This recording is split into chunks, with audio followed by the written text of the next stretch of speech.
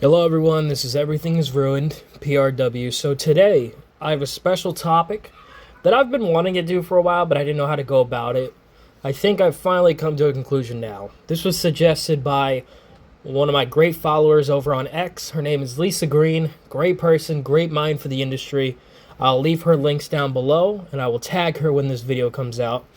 Expect a couple of her ideas to be on this channel because she suggested a lot of very good ones. So again, Lisa, from the bottom of my heart, thank you again for recommending this video. She wanted me to talk about how the pipe bomb and the yes movement were detrimental to wrestling. So what we're going to do is we're going to talk about the pipe bomb first, because I believe the pipe bomb was more impactful in the long term because it's been praised, it's been talked to death still.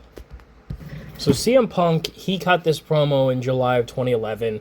It was after John Cena had lost a match to R-Truth, I believe, and it was like a tables match or something, and he felt like he had to come out there. Real quick, this was not a shoot. This was not a work. This was a planned promo from Vince and Triple H. They were probably backstage telling Punk, "Alright, you can say this, but maybe don't say that. That makes me look bad." And then, Vince was probably like, "Alright, Punk, you can say this, but don't say that because you're going to make me look bad already. And I don't want shit, get it out, so get out there." So this was a pre-approved promo. This was not a shoot. The fact that people still believe that this is a shoot or a work is crazy to me, because it wasn't. If this was a shoot, his mic would have been cut off within a minute. So CM Punk in this promo, without going into too many details because everybody's seen it, he talked about people's dirty laundry backstage, which is completely uncalled for considering that's not his business to air out on live TV. He openly talked shit about Triple H, about Vince, about his daughter, Stephanie McMahon, about Shane. And he mentioned indie companies like Ring of Honor, mentioned New Japan. I'll go wrestle the Bucks in New Japan or Ring of Honor, shit like that. He also mentioned it was just a lot of bitching and complaining. Like, everything that you know about CM Punk now is what he was talking about in that promo. So I'm going to go over why this was a problem. So first of all, the fact that this kind of awakened the internet. So what this did was this allowed the internet to kind of look at CM Punk as some sort of martyr for pro wrestling. CM Punk wants to bring in the new age. CM Punk wants to empower us, he's for the fans. When in reality, CM Punk was not for you. He was never going to be about you. He didn't want to bring in the new age. He wanted his push. So when he went out there and mentioned Luke Gallows, the Bucks, New Japan, Ring of Honor, he was talking about himself. The fact that nobody picked up on this is kind of ridiculous to me, because CM Punk is selfish. He's an asshole. He'll do anything to empower his career, to improve his push. So this promo was about himself. He was upset that part-timers like The Rock could come back and get a spot over him. Well, reality of the situation, CM Punk, is that The Rock is a bigger star than you. Even now, he's a bigger star than you. He outdraws you on Raw when he shows up, or on SmackDown, whenever he shows up. CM Punk also mentioned that the best wrestler in the company should be getting the push, not the person who cuts the best promos, the person with the best character, or the person who has the most charisma, or whoever sells the merch. It was, okay, whoever has the best moveset should win the title. Whoever has the best moves. Again, he was referring to himself. And the only reason CM Punk was getting pushed in the main event was because he sold merch. And probably because he bitched and complained, and Vince didn't want to lose him. So he pushed him. But it comes to a point where this promo allowed people to think that they could make it. This promo allowed the internet to vocalize their opinions more, to hijack shows, to take over shows and scream CM Punk's name and voice their opinion about who the company was pushing. You didn't have this before the pipe bomb. Now, of course, there are people on fucking message boards and forums and Reddit complaining about, oh, John Cena's holding a title again. But nobody cared. No, the casuals didn't, because they were still watching. But after this, the casuals slowly started to go away, because CM Punk is not your stereotypical main eventer. He has none of the qualities to be a main eventer. So this allowed the internet to vocalize their opinion for indie wrestling and for so and so not getting a push. Like, nobody cared about this stuff before CM Punk mentioned it. Now, in comparison, the Yes movement wasn't as. I can't say that. It was more tame than CM Punk's bullshit. But what the Yes movement came about because. I'm not going to say it was all because of CM Punk, but CM Punk walked out. He left the company high and dry, and they needed another babyface to push to be the face of the company. So they chose Daniel Bryan. Now, my thoughts now is that Daniel Bryan did not deserve this push. The only reason he was over in selling merch was because he had a goofy-ass fucking catchphrase. And again, because the marks were rooting for anyone who wasn't named John Cena. That year, you had Batista make his triumphant return to the ring. He wins the Royal Rumble. And you have people booing him.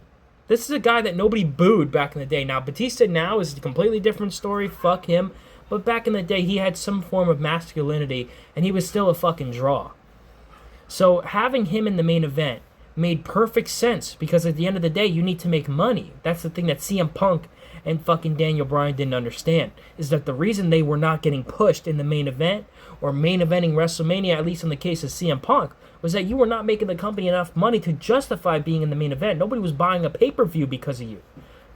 Again, back to CM Punk, look at his title reign. He never main evented pay-per-views. He was always like the second to last match. He was never a main eventer in his reign. Daniel Bryan's Yes movement turned out to be a colossal failure because come WrestleMania, he beats Triple H, Batista, and Randy Orton in the same night to become the World Heavyweight Champion, the Undisputed, whatever they called it back then. He gets injured. And his entire movement is ruined. His entire career was nearly done. This was the guy that they put all their stock into. Much like CM Punk, Daniel Bryan was injury prone like a motherfucker. And then if you flash forward 2 more years, or fast forward, you get Finn Balor beating Seth Rollins for the Universal Champion, the first ever, and he's injured the same fucking night, has to relinquish the title. These promos, these 2 movements empowered the Smarks to voice their opinions on indie guys because, oh, we're sick and tired of the bigger guys getting the push. We're sick and tired of John Cena holding every title. We're tired of Randy Orton. We're tired of Batista, even though he just came back that year. The internet suddenly turned on part-timers. Part-timers were now not welcomed because they weren't busting their ass every night. They weren't putting on the best matches. This and that. Nobody hated part-timers before these 2 movements. CM Punk went on to say that The Rock shouldn't have main evented over him. Now, I don't think Daniel Bryan ever said anything, but it was definitely implied. Part-timers were demonized. When Goldberg would have returned back in the day, nobody cared. Everyone was like, oh, cool, Goldberg's back. Brock Lesnar's back. The Rock's back. Now, Batista comes back and says, oh, we don't fucking like Batista. Daniel Bryan should have won the Rumble or whatever. The reason you push bigger guys is because they don't get hurt as often and they're usually more charismatic. I hate to say it.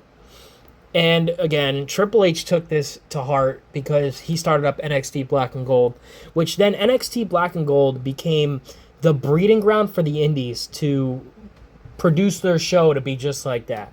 Instead of looking at wrestling objectively, instead of actually, I don't know, pushing the most charismatic guy, trying to make money, people are like, let's put our mark bullshit on the mainstream. This is not something that makes money. Nobody cares about these banger matches. They listen to the internet. The internet was the main part about these 2, is that CM Punk just went out there and cut a fucking retarded promo, and the internet was like, oh yeah, now we're going to listen to CM Punk. And then the Yes movement empowered them. Oh wow, we asked for Daniel Bryan, because the Smarks were asking for Daniel Bryan. They were.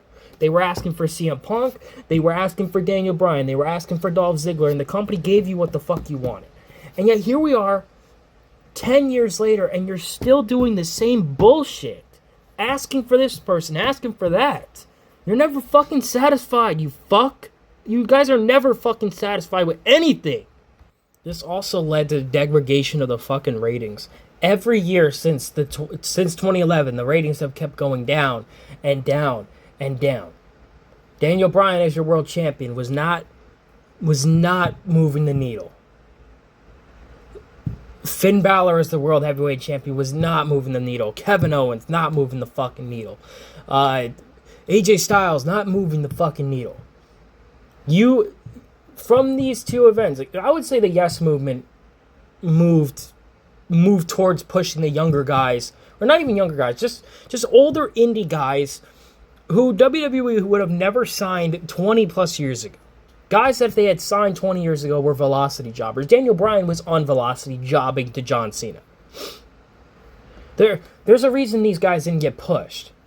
And the Yes Movement and having the marks backstage take over for booking allowed for NXT Black and Gold, allowed for the degradation of the ratings you see now, where Raw and SmackDown are getting 1.3 million. Your best natural organic draw is Liv Morgan, and they're treating her like shit. So there is no hope. The pipe bomb really killed the industry. And collectively they killed the industry. Because the marks backstage took over and ruined the industry, ruined everything.